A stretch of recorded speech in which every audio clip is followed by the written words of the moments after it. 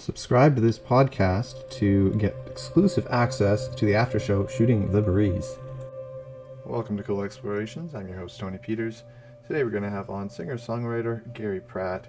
We're going to be discussing his music, his musical career, and how God has worked through his life to bring him to the point where he's at right now, and about his other business ventures that he's got. Hello, everyone. Welcome to Cool Explorations. Today we have singer-songwriter Gary Pratt, and he's going to be talking about his music here, as well as how God has played a role in his life throughout this whole journey. So why don't you start off by just introducing yourself and telling us a little about you. Hey, folks. Gary Pratt. I'm from Pennsylvania, near Pittsburgh, Pennsylvania. I actually grew up in a small coal mining town, probably about 40 miles east of Pittsburgh. Very small town, and it was pretty cool growing up in a small town like that. Always was into music from when I was a kid. My parents said I was dancing around before I could even talk. So music's always been in my blood. God gave me that, and I'm so thankful for that because it's really been my life. It's been what gives me motivation and what has helped me through a lot of different things in my life, different events and different problems, and it's been a blessing, and I know that He put it in my heart to guide me, and He guides me where He wants me to be. But it's been such a blessing. I went to college in Pittsburgh. It was the first time I was away from home, and that was sort of culture shock. I got to see what the real world sort of looked like out there. I wasn't so, in a one-horse town. You know everybody, and so that was different. Graduated from college with a marketing degree and business degree, and went to Nashville for a year. Probably played every venue in Nashville. Did a lot of showcases. The problem with Nashville, you got to be careful. It's hard to have a job and also go out at night and play because a lot of the places expect you to play for free, and you're going to do it because you want people to hear you. Plus, you want to do your music. When a lot of times you're out there playing, you don't care if you're getting paid. You're doing your music. People are hearing you. You're getting your message across, and that's more important than being paid a lot of times, even if you don't have money or you're struggling. So I sort of got a bad taste in my mouth, about Nashville. There's a lot of scams down there. There's a lot of people using people, so you got to be careful and smart about it. Moved back home. That was another culture shock. Going from two big cities, going back home to a small town was like, I can't take this now. I got to get out of this town. So I moved to another town, which is 15 minutes from where I grew up at. I grew up in a town called Slickville. I now reside in a place called Greensburg, and it's not a big town. It's a small town, but we got a lot of things going on here, a lot of music going on here.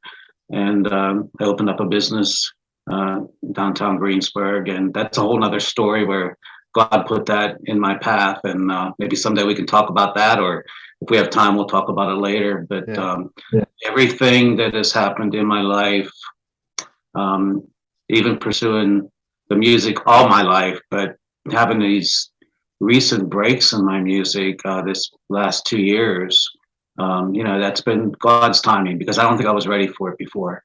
And I'm just so blessed with my music, and that's sort of a little bit of my background to where I'm at right now. Yeah, and you talk about God's timing, and that definitely makes sense because we do see a lot of people who are really young and they get into music. Justin Bieber, an example, and it kind of does wreck them. Like you can just tell it affects them in a negative way. It goes to their head, or they don't know how to handle the fame or the money.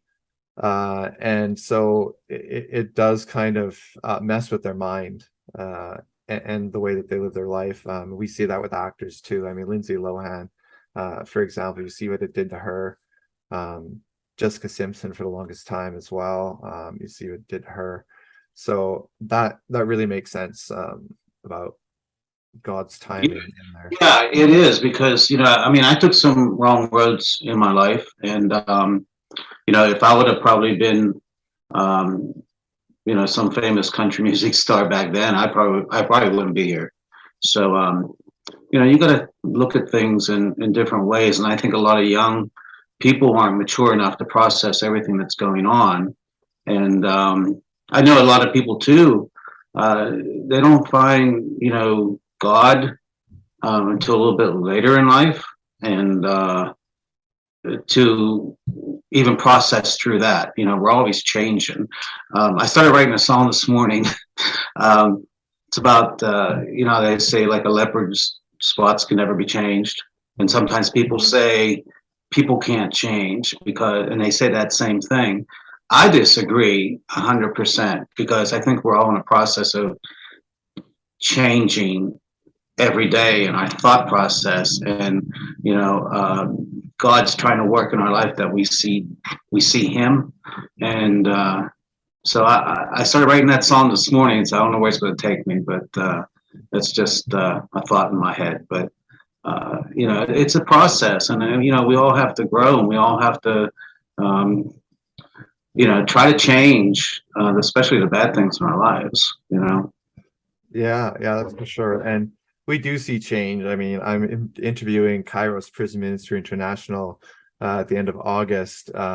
And so they're into prison ministry, and you see lots of change coming out of these people. Some of them become ministers after being in prison. And that's an amazing change that only God could bring about in a person. So why don't you tell us a little bit about your testimony and how God's kind of shaped your life into where you are now? I was talking about it a little bit, but it seems like everything that's happened in my life, God has had his hands in it. From putting music, in my life that actually, it saved me. It was like I said, I had a little problem with alcohol one time, and God saved me, and I'm so happy that he did, because I'm living life now, even through the bad things in my life that are going on. And there's always the good things too. My dad recently passed away about 4 months ago, and our family's been going through some heartache there, and just trying to deal with everything. And but all through the bad, you have to see the good out of it too. But God has put so many things in my life that, and I look back and I see why this happened, and why this happened, and why this happened. We were talking about my flower shop earlier. Yeah. If it wasn't for my flower shop, I wouldn't be doing music. And God put that flower shop in my hands, which I started from a pop cooler in a rusty old van. And some people thought I was a little crazy, and I had one person, a friend of mine, that said, "Go for it, try it. What's going to happen?" And that's another thing. You can't be afraid of things in life. You got to try to go for your dreams. And I've learned that through through God. I mean, He's taught me so much. I was working at a geriatric facility as a recreation director for several years, and I wanted out of there. And not that I didn't like the residents or the patients or what I was doing. It was just time for a change. And a new company bought that company out. They downsized, and I was off work. I got a severance pay. Was off work for a year. Started delivering flowers for just something to do, and working as a night auditor at Hampton Inn, and got those jobs the same exact day. And I took both of them because they were both part time. I did both jobs for a year, and then decided to open up this flower shop. Now, after I had my flower shop opened, which the Hampton Inn actually kept cutting my hours back till I was down to like 1 day a week, and I had quit the other flower shop, of course.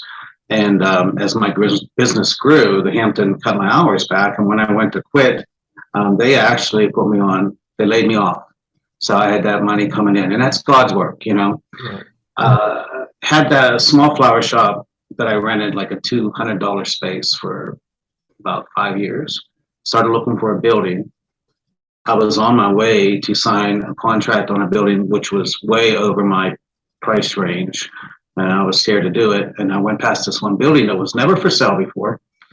Went past it, I was going to sign that contract, and I saw this building. And I said, I better check into this. So I called. It was a Friday. They said it's on foreclosure, and if you want to get a bid in, you have to do it today because Monday morning they're making their decision. So I had my dad come in, look, he was some construction, and looked at it, and he said, I don't know. I said, well, I'm going for it. So put the bid in, and Monday morning they called and they told me I had the building. And glad to say it's paid off because it was foreclosure, you know. And that's God. He's putting that in my path. That business has been so great in my life, and financial ways too. And that's why I was able to make this album. And well, actually a couple albums. And it's because of that finances. You know, I don't have a big backer financing me. And it takes money. You know, you can do it on a simple budget if you want. And I suggest that to people if they don't have a big budget. You know, do something, get it out there. But this is like full blown production. And if it wasn't for the flower shop that God gave me, I wouldn't be doing my music, and He wouldn't be actually giving me, you know, like the message that He wants me to give to people. Because without this last album, I had no direction in my music, and now I have exactly where I want to go with my music and what I want to tell people about life, and you know what I've experienced and how I can help other people. You know, that's what my music's about. And you know, He's given me the attitude too that there's always a positive aspect to everything in life. Like I said, my dad passed away a couple months ago. I had the opportunity to help take care of him, to be there for him, to say goodbye, to reminisce. Some people don't have that, you know. Mm-hmm. And I always prayed that he had cancer, so I always prayed that he wouldn't be in pain, and that you know, he would he would be awake the whole time before he passed away. Because I've seen so many people pass away being on hospice, and with the morphine and that, you sort of just go to sleep and pass away. And my dad had no pain. He had cancer the whole way through his body. We were all there when he passed away, and he was talking 1 minute, and he passed away the next. You know, I mean, it's. I'm getting chills right now, but you know that's God's work, and you know that's prayers answered, and you know we're dealing with everything, and everything happens for a reason, and none of us are here forever, and you know there's our day to go, and you know we got to make the best life that we have right now, and be the best person that we possibly can be, you know, so we're remembered for the good things. And so that's sort of, you know, my process of telling people, you know, how to, you know, better your lives and be a good person. And you know, you want to be remembered to be being a good person. And most of the time people are remembered for the good things they've done, or just their smile, or something like that. So I don't know if that answers your question or not, but No, you know, God's in my life every day. I don't leave the house without saying the Lord's Prayer. I constantly listen to different Bible shows on the radio and on Sirius XM and all that. So I'm sort of, you know, it's a process I've been going through for life, and you know, hopefully I just keep going, and I just want, yeah, I just like I said, I have a message now before I did. yeah, and that makes a lot of sense, because God does definitely use trials in our life to build us up, to make us who we are. So I completely understand that, and I've a lot of the people I've talked to have the same kind of experience with that. Good. And even Daisy Page that I just interviewed, she is fleeing from an abusive situation, but she has a disease that's not, I didn't really, wasn't really familiar with it either, but MSA, where it really starts disconnecting your brain from a lot of your organs. And so she is on her last legs, as she was describing, and says hospice is coming next week and everything. So she's trying to get her message out now, before. And I was really blessed by that interview, as I am with so many of these testimonies I hear. Yeah. Just because you get to see God at work in his timing and see the process that he works through in so many other people's lives, and you take example for it in your own life and just be like, yeah, I can relate to that. Like, that makes sense. Yeah, and I that's one thing. So some people, I don't know how they think, but I don't know if their thinking process, opens them up to this, or if I'm just blessed by God putting that, in my heart and in my head that I can um, be objective and look at things, and that's a blessing in itself. Yeah, yeah. And what ended up inspiring you to decide to actually get into music and Well, actually follow that? I've been doing music since I was a kid. I used to have neighborhood talent shows, and I'd make them sign contracts and everything. So I was a producer back then. So I've been doing music a long time. But as a kid, I was sort of backward. I didn't really hang out with a lot of people. And I think that's where music came into my life, because I was constantly um, in our basement. My mom and dad let me turn the whole basement into a music studio, and I was just down there constantly singing and singing and singing. They bought me my first PA system and helped me get my first band put together, which were all older people um, than I was. I was like 16, and to have people in my band that were like 21 and older, or 18 and older, and probably 21, because we played a lot of clubs, and my parents always had to be there, of course. Of course, back in those days, this was really strange. On my breaks, I had to go outside and stand outside the building because I wasn't allowed to be in the club. Now, does that make any sense?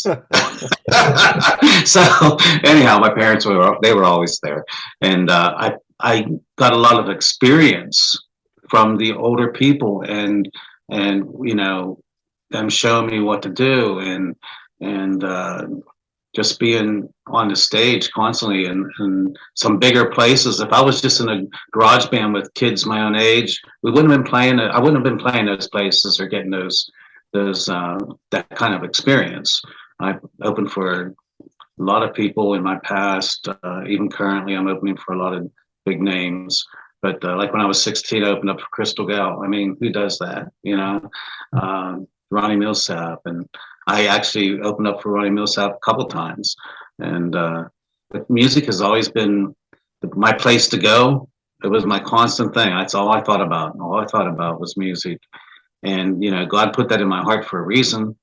And I'll keep doing music until till I'm ready to expire, I guess.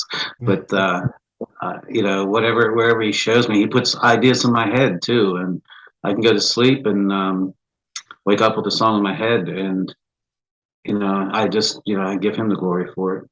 Yeah, and I love to see that because my daughter is even like, she loves Pink, especially. Uh, Yeah. the song Secrets, that's my daughter's favorite song to dance to.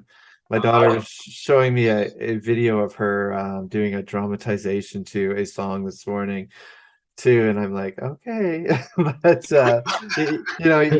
you support it. But she loves music. They're both my kids are learning piano. My daughter wants to learn violin and the drums. And Yeah. my son wants to learn the guitar. He's got himself a guitar already, and um, his grandma's teaching him the piano and says you have to learn piano and the chords and all that stuff first, and then we'll work on the guitar. But they both there. Yeah, it would be nice to have that. Uh, Um, I never learned that kind of stuff growing up, and it's a regret. I wish I had, yeah. because I think it would help me with my songwriting that I Well, I was do. always around a lot of music. My dad actually played guitar a little bit when I was younger, but then when he turned 50, he actually started playing all the time. And I was always teasing him. I said, I'm going to get you out on stage with me. He would never do it. I wish he would have at least once, you know.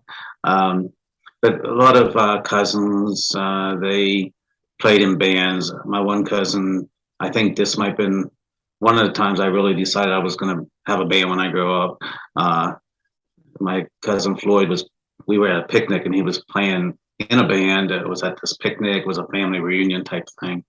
And I just sit there and watched the band the whole time while all the other kids are out running around, you know. I didn't care about that. You gotta do, I just sat there and I told my mom and dad when we were on our way home, I said, when I grow up, I'm gonna be in a band. And started at 16 and I haven't stopped. So. Yeah, and you've recently had some success too, with your music, both getting awards as well as some success in the charts. And recently you got the International Singer-Songwriter of the Year 2021 award. What was it like getting that award for you?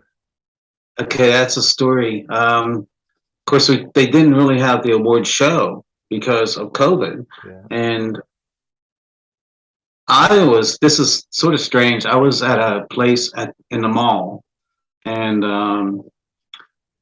a place called Things Remembered. Have you ever heard of that store? I It's called haven't. Things Remembered. They engrave things and stuff like that. So I was having something engraved. So I was out in the hallway in the mall. Of course, everyone's keeping their distance from everybody else, but the mall was open, sitting there with my mask on, and I'm watching. They did a virtual show, and I'm watching on my phone. And I really didn't think I would win. Um, and the album is called Something Worth Remembering. And I'm sitting in the mall waiting for Things Remembered to put something on. So that was sort of strange, you know. So I'm watching, and they announced my name, and I was just like, I jumped up, and I'm like, I looked around, I just sat right back down. I was just so excited. I couldn't believe that I actually won, and it just validated me. Um, it validated my music. It validated this album, and I was just in awe, and then I'm up for 5 awards this year, which I am attending. Actually taking my mom. She needs to get away, and she'll be turning 80 while we're away. So this is sort of her 80th birthday present. She always wanted to go to the awards, see me up there on stage, and hopefully I'll be upstage and I'll be able to, you say my thank yous um, and tell people who got me to where I am up there on stage and living that dream of something I've always wanted to do. I used to watch it on TV. Someday I'm going to be up there. So hopefully on August 6th, that dream will be coming true. But I'm excited about that. I'm up, like I said, 5 awards, and hopefully at least get one, just one. And is that the Country Music Awards, like that, like the CMA? Is that or? It is the International Singer-Songwriter Association. There's over 15,000 members, I know. So it's people all over the world. And to be recognized not only by your fans who nominate you, then the next process is all winners from past years. So it's more of like a peer and a business people that are in the business that actually take the nominees and pick, who's the winner's going to be. So it's a big award, and like I said, it's amazing, and I never thought I'd be doing this, and it's all because of this album that's out now, and the people I have behind it, and Michael Stover, MTS Records. He got me on your show too, so Yeah, he, Michael's he does great. he does a great job. I sang at his church too. That was interesting. That's the first time I ever met him. We always talked on the phone or basically a lot of emails, but it was nice meeting him too. Yeah, I enjoy working with him. He's a great guy and he works hard. I've given him acclimates in several podcasts just because he does work so hard. He's really great. You also had some success in the charts lately. Do you want to tell us a little about those successes? Yeah, the last two singles, one was a ballad, When It's Our Love, It's Lost, actually got on national charts and some other, independent charts. And I have a new song out called You Gotta Jump In.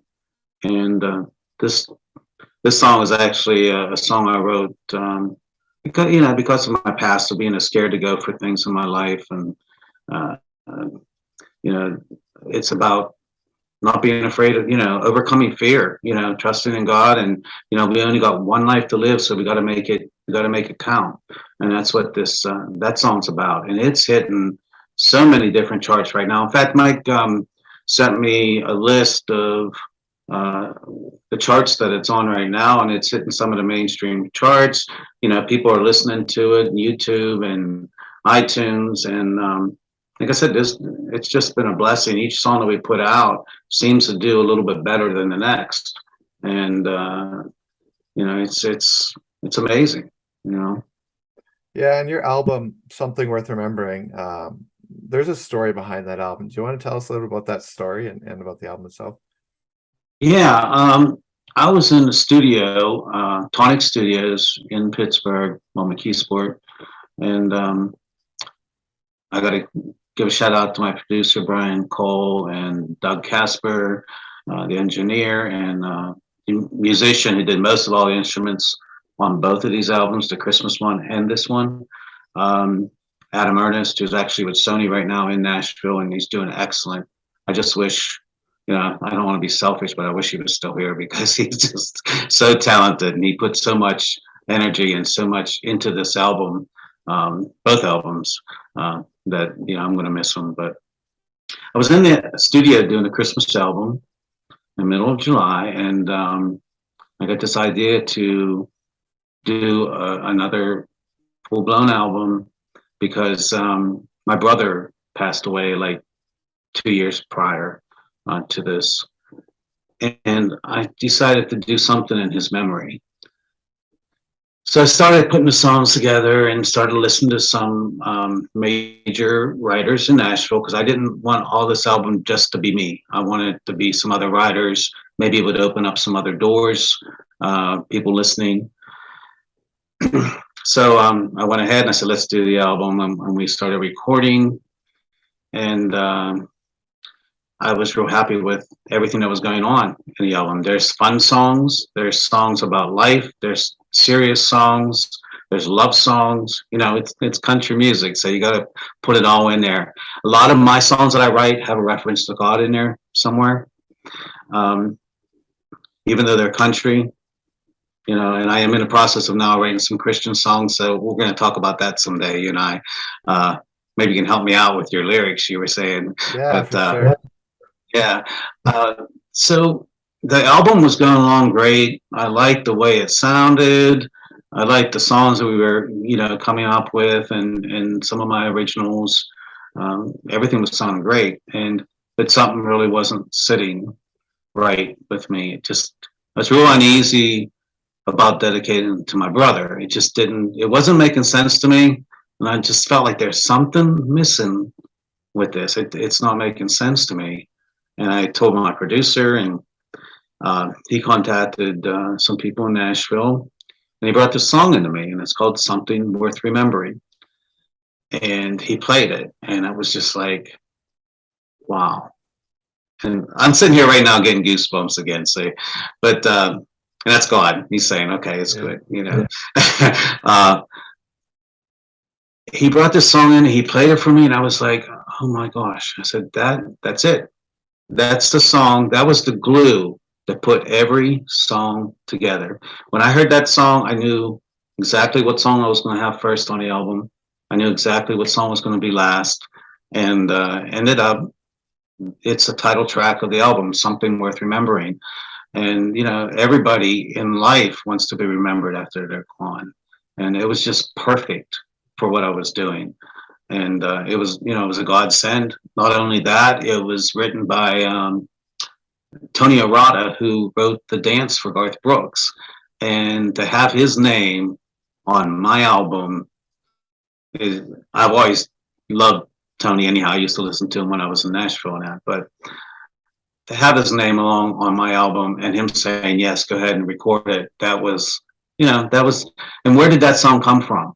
I never heard it before, and all of a sudden there it is in my lap. And, it's for a reason. And like I said, this album, it's a life story from the first song to the last song. It's a lot about my life. It's about my brother's life. And, like I said, if it wasn't for God, I wouldn't have been doing it. I wouldn't have had the money to do it or got the idea. Now, the benefits of this song, not only am I here talking to you and it's hitting the charts, it also helped the grieving process, of losing my brother, because we were all close. And not a day goes by I don't miss him. And it helped my parents too in the grieving process, because they'd come to my concerts, I'd be doing, and I would explain to people where that song came from, and I think it helped all of us. And now, my dad passed recently too, and so my mom's gone through a lot. So even though good things are happening in my life, we all have struggles, and we have to take it day by day, and just, like I said, try to be the best person that we possibly can be through everything that we're going through, and help others. Sometimes you get out of yourself, it helps you. Yeah, and that's why for every interview, like I always pray about every interview, and that it reaches at least somebody for Christ and plants that seed for the Holy Spirit to work with. And that was why I wanted to give you a chance to talk about that too, because I think it was such a great story and purpose behind that album that it's important to talk about. I know I haven't experienced any really close losses.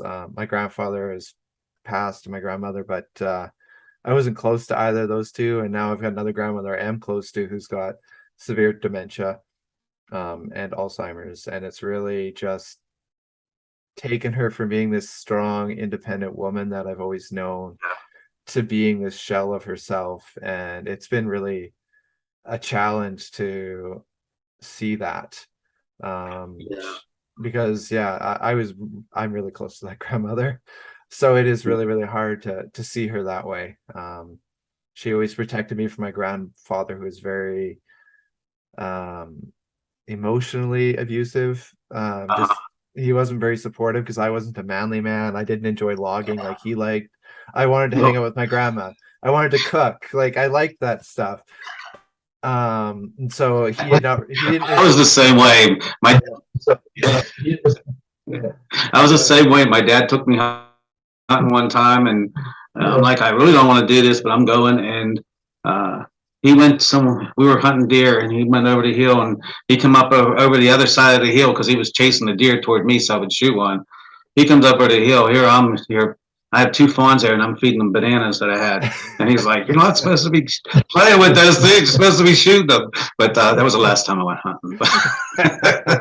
I understand that completely. Yeah, my grandparents are both actually big into hunting. They really enjoyed it. I used to gopher hunt. I haven't gopher hunted in a long time, but to keep down the gopher population so the cows and everything don't step in the gopher holes, because that kills the cow. It breaks their leg. Yeah. What was it like actually working with a lot of those country greats in the album? Like for yourself personally, what was that like? To have their names on my album, it's pretty mind blowing. Actually, I have Reba McEntire's niece also co-wrote a song on there, and just it opened the doors. I got some contacts in Nashville now. That hopefully I'll be co-writing with soon. I did also have a few people from MTS Records, Matt Weston. I don't know if you ever talked to him yet before. Yeah, we interviewed him. He's a great guy. I had Matt on the album, and I did a duet with Savannah Nider, who actually it's my favorite song on the album I wrote. It's a great duet. If you haven't listened to it, it's called "Defined Us." and it's about God putting you where you want to, where you should be, and bad things happen for a reason, and around the corner could be the best thing that ever happened to you in your life. Um, so that I mean, those are the people I didn't really work with, like Tony Arata or anything, but his songs on the album. Working with the people I did work with, uh, they were a great team, and everyone's sort of moving around a little bit. Brian's in Nashville working, and Adam's gone now. But I mean, there's always new people around to help out to do a project. But doesn't mean they won't come back and do it. Opening up for some of the people I've opened up with recently, Neil McCoy and Lori Morgan, Pam Tillis, Pam and Lori actually they're my favorite. They just took me and had me sign autographs when they were signing autographs, took me in their dressing room, and we were sitting there singing together and went out to dinner with them. They were awesome. Dwight Yoakam, I just got to say hello, a couple words to. Ronnie Millsap, last time, he's a great guy, he's funny. Last time he was a little bit sick when I opened up for him. I didn't get a chance to talk to him. Travis Tritt, and a lot of them are great, but Pam Tillis and Lori Morgan by far are at the top of my list for being so kind and generous, and just really making me feel like I was part of a big show, and they were awesome. So hopefully there'll be some more people I'll be opening up for, and hopefully maybe someday someone will be opening up for me. So. Yeah, that'd be cool. Yeah, I always enjoyed seeing some of the opening acts for musicians. Like when I used to go to Paul Brandt concerts all the time. Whenever he came to Regina, which is close to us, my parents would fork out the cash as a thing. Even though we really struggled, we did not have money, but somehow they would pull together money to take me to Paul Brandt concerts, and I got to see like Doc Walker open for them, as well as oh shoot, I just forgot his name. But he wrote some songs that I really liked, and then ended up starting to sing for himself as well. And he used to write songs for Aaron Pritchett, and stuff like that. And I absolutely loved listening to his songs. So I was thrilled that he was the opening act and that he was actually getting into his own thing, because I did look at writers, because I was a writer myself. So I did look at some of the people who actually were writing songs. That always interested me. So yeah, it's cool to open for people, and yeah, just to meet them is it's pretty cool. I love it. Any chance that I get to open up for someone, I of course do it. And I am doing some major concerts around Pittsburgh now, with a band called Abilene. They're backing me and helping me. They've learned all my songs, and I always have a girl singer. Her name's Kate Zoller. Give a shout out to her, and they're just a great team. And so we'll just see where God takes me. Right now, I'm content where I'm at, and one step at a time. Yeah, and it is that journey. And how have you kind of seen God at work throughout that entire journey, putting right things in place, or right things at the right time? You know what? It's been that's been all my life. It really has been. Just sometimes, like, I'd want to do something. There was actually one time when I was watching a band, and I'm like, oh, I'd love to sing with that band and be the front man for them. And I said, but that guy, the lead singer, the front guy, he'll never quit. It was like the next week, the band, they called me and they said, you still interested? And I said, yeah. So, I mean, those kind of things that are so remarkable, where I'll get a call and say, hey, you want to open up for somebody at the Palace Theater? And it's like, you weren't even thinking about it, and here it is dropped in your lap. And I don't think there's any coincidences. I think it's all planned, and God has put. I used to have stage fright too, especially these large concerts, and now I look at it as a challenge, and it's you got to step out of your box, out of your comfort zone, to grow. And I got that in my head now. So anytime that I'm scared to do something, I just go ahead and say, you know what, this is what I'm supposed to do, and this is going to help me grow and be a better person and be able to help others. But God has been by my side through good, through bad. He throws, things. I believe I have the favor of God. I just things happen that I can't explain, and I think they're supposed to happen when they do. But you also have to be able to have enough courage to go ahead and grab it and trust. I think God wants us to trust Him, and I think it's one of the major things He wants us to do. We can't really explain why people pass away or how they do or bad things happen, but we have to trust that it's for the good, and that's how I work. So, and that's how I think God works on me.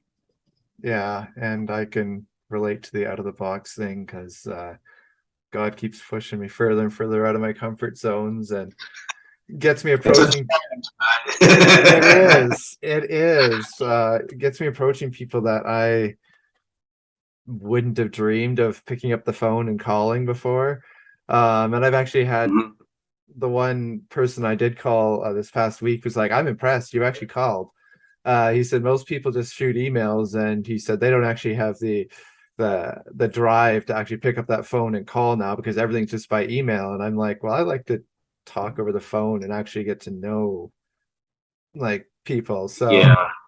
I was quite happy that that impressed him enough that he's like, I've got lots of contacts. He's like, I'm going to put you in touch with some contacts. And I'm like, that would be fantastic. And again, that's God. I think God just told me something, so through you. So, sometimes I just shoot an email, and maybe I shouldn't be doing that. I should be calling and say, hey, I'll send an email and then I'll call them, or But yeah, I think people lose that nowadays with technology. It's impersonable. So yeah, it's a good.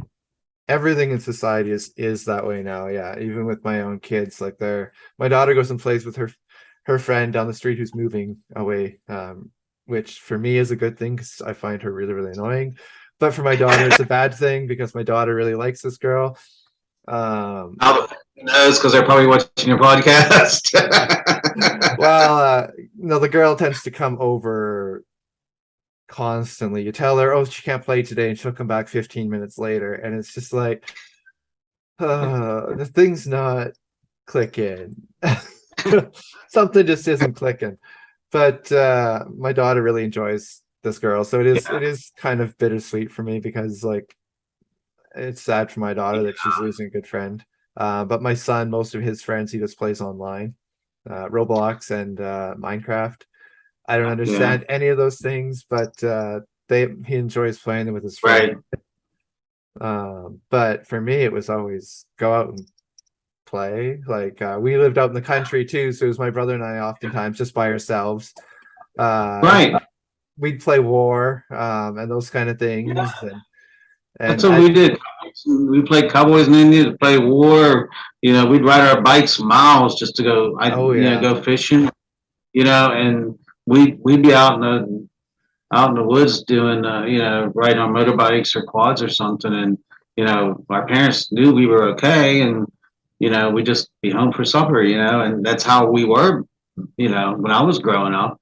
And today, I mean, I don't have any kids, but if I did, they would be very sheltered.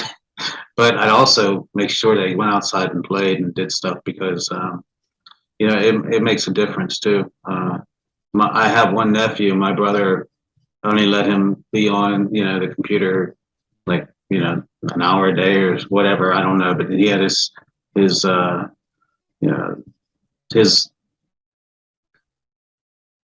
his rules, and like my nephew, I mean, he's out, he works on cars, he knows so many different things. And I just think if he was glued to the internet the whole time, and, it wouldn't be that way. So, you got to make rules. Society's changing. Well, yeah, it drives me nuts when I catch them watching YouTube and they're watching just garbage. And I'm like, educational or an actual show? Because some of these YouTubers, it's just like, really? How are you famous? And they have like millions of followers. How are you famous?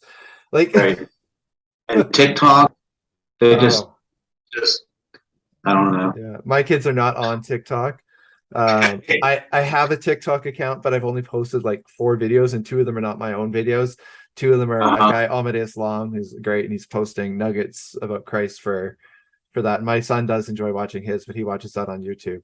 yeah, But I just I don't do TikTok. My videos are usually too long for TikTok anyway.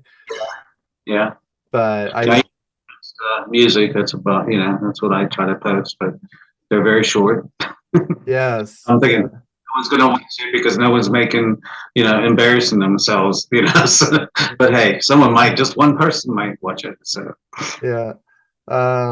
So your floral shop, you kind of mentioned it a little bit briefly. Do you want to talk a little bit about your floral shop, what it's called, and yeah, real quick. I've actually had the floral shop for 20 years now, and I ended up buying that building I was talking about earlier. It has 4 floors. I have a music studio in the basement, more of a practice room or rehearsal room. Um, Florals on 1 floor, and I've won the last 2 years. I've won #1 florist in Westmoreland County. I'm up for the 3rd award this year. I won the best florist in Pittsburgh last year, and I'm not a big company. I basically do all the designs myself, all the buying myself. Um, my mom works there with me. I have a driver and another person that comes in and helps with parties and stuff like that. So it's not a big operation, which I didn't want to begin with. I want to keep it simple. I want to keep it specialized. We do stuff that designs that people around here don't do. We do more like high end arrangements, but we'll do whatever the customer wants. Of course, we do birthdays and get wells and stuff like that. But a lot of designs that I do will be, they make a pretty big impression, and we keep it simple, but we keep it, you know, quality. That's what it's all about, and handling all the customers. And God put all these customers in in my life that just started promoting my business word of mouth. So I don't do a lot of marketing. And like I said, I've been in business for 20 years, and I have 2 floors upstairs in my shop, which I may turn into like a meeting room or something like that. I'm not sure. My dad was remodeling all of it, and I still got a few things that I have to do now. But it's been a godsend, and like I said, without that, I wouldn't be doing my music. So it's you know I love it. I'm very fortunate to be doing 2 things that I love. I guess because I like being artistic and creative, and that's how my mind works. And with the flowers, I can do that, and I also like talking to people, and I do that at the shop and with the music and writing songs, and it's all it's a good life. yeah, and being able to get that artistic expression out is just very healing. And I found that with writing. Sadly, I can't draw with crap. My son is the one who's picked up the drawing. He's really good at that. Same with Lego. Anything Lego with him, he just sees it on TV and he can go out and he can build it. But his IQ Mhm. is off the charts in terms of that. Kind of drives his teachers nuts sometimes because he's proven them wrong at times Yes. about things, and he knows how to back up what he says, because I always say prove it. Like, you got to have the backup, but if you're gonna say something, and he always knows sources. Like, he remembers everything that he picks up. It's insane. That's why we have to be so careful what we talk about with around him, because he's 10, but he picks up on everything, and he'll remember it. Like, his memory, I can't. My You memory remember? sucks, but I remember. Yeah. yeah, and he'll remember things in detail. Like, oh yeah, we did this, we did this, we did this, and we're like, you're like 3 at that age. How do you remember that? Like, 3 years old. But yeah, he's just very smart. I'm very proud of my son. Sadly, he's got some health issues that he's dealing with, but he's very smart and wants to be athletic, even if his health is holding him back from being athletic. He's determined. Yeah, He's going to do it anyway. that's all Um, right. yeah, it is hard. I do like to leave off with one piece of advice for everybody. So could you give just one piece of advice for young musicians who are looking to get into the music industry? Yeah. First of all, if you have that passion in your heart for music, don't let anybody tell you, you don't have it, because maybe you might not be where you're at right now professionally or vocally or musicianship. You're starting somewhere, and you just got to keep it going. If you have a dream, if you have, something you want to achieve in life, it doesn't even have to be music. Just go for it, and don't let someone say, "Oh no, you're not good enough," because there's artists out there that people told them that, and today they're big stars. Taylor Swift, for once, a lot of people didn't, and then she went to Nashville, started writing, and look where she's at now. So don't listen to other people. Listen, to what's in your heart, and no matter what it is. And we were talking about being outside your comfort zone. Don't be afraid to try it. It might just be as simple as asking a girl out. Simple things like that in life. Don't be afraid. Like you said, we only live once, so if you have a dream, it's there for a reason. So just go for it. Yeah, and that's great advice because oftentimes, yeah, we do like to stick in our comfort zone. We don't like to be placed into uncomfortable situations, and life is all about grabbing those by the horns and just taking Yeah. off with them. So thank you for coming on. Really Oh, appreciate thank that. you. It's been a pleasure. Yeah, we'll have to have you back on another time. Yeah, that would be great. I'd appreciate that. And you and your family, God bless you all. Thank you. Thank you for listening to Cool Explorations. You've just been listening to Gary Pratt, who's a country music singer-songwriter. He's been discussing his music, as well as his Floral Shop, and how God has really worked in his life to bring him to the point where he's at now, and how God is using him. And if you want to reach out to me, you can do so at tpeters745 at gmail.com. Well, I have just been blessed with so many people who are requesting to be on the show, and I'm impressed with how many people want to share their testimonies or what they're doing for the Lord right now. If I haven't got back to you, I promise I will get back to you. I look forward to speaking with each of you and interviewing you, and keep tuning into the show. There's lots of new people that are coming on here, and if you're considering wanting to come on the show, just shoot me an email at tpeters745 at gmail.com, and I will get back to you.